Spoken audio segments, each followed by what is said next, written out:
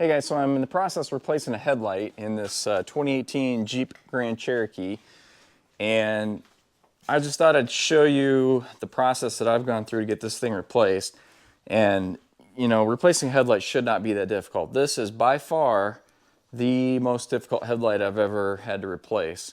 There's a lot of videos out there that I've seen that show how to replace the high beam, which is actually relatively easy. This is the low beam side on this thing, and I'm on the passenger side over here, and the conventional route to get into this thing is through the wheel well.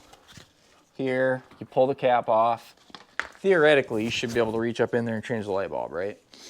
Well, that's not possible. Or it's, at least not in my hands, it's not possible, because you can see that access hole down there, and you see this plastic brace right there, right there. That is right in the direct path of where you need to get to. So the high beam's over here. You can get to that fairly easy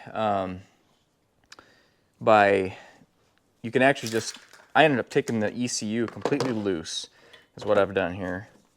But I think you can just unclip the ECU, kind of push it out of the way, and you can get to that high beam pretty easy. But on the low beam, well, let me step back a second. So I did take this thing completely loose.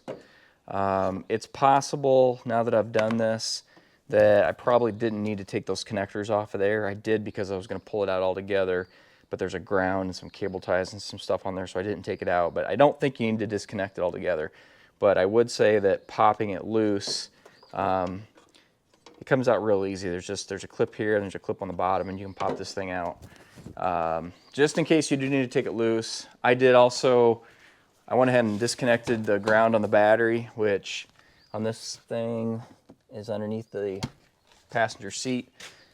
From what I can tell, 2011's through, I don't know, like 2019 or something, it's there.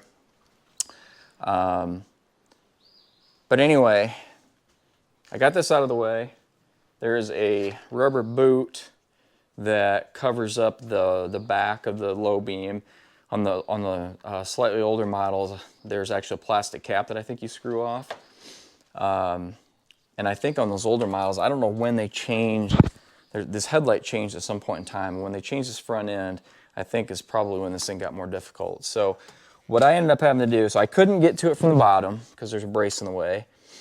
I was hoping I could get to it through the top, but where it's located, all I could do is get 2 fingers on that light. There's no way that I could get 2 fingers and a thumb in there, so I could not get it loose. So the way that I ended up getting this thing out is I got the ECM out of the way.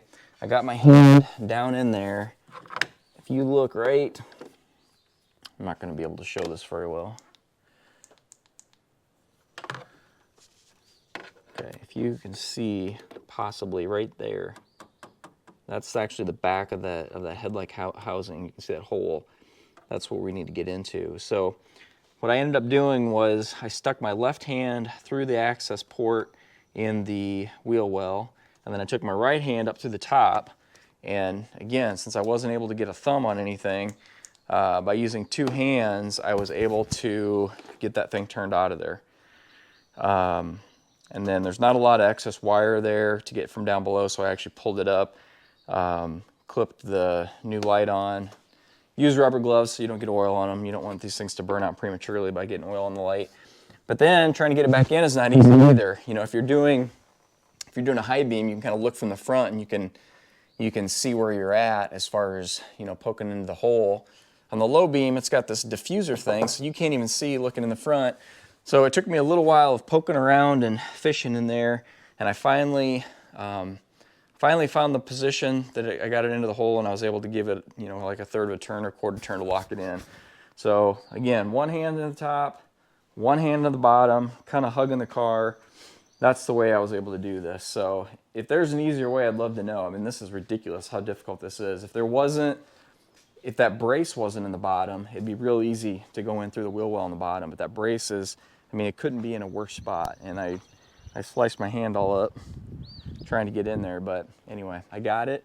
Again, I was looking for videos because I was trying to figure out how to do this, and I couldn't find any videos on the later model. On the newer models, you know, I was seeing people doing like 11s and 14s and 15s, It seems like the access is a little bit easier to get to, but I think they changed the way that headlight style is a little bit at some point in time. Again, this is an 18, and it just made it more difficult to get to. So anyway, hopefully you guys find that helpful.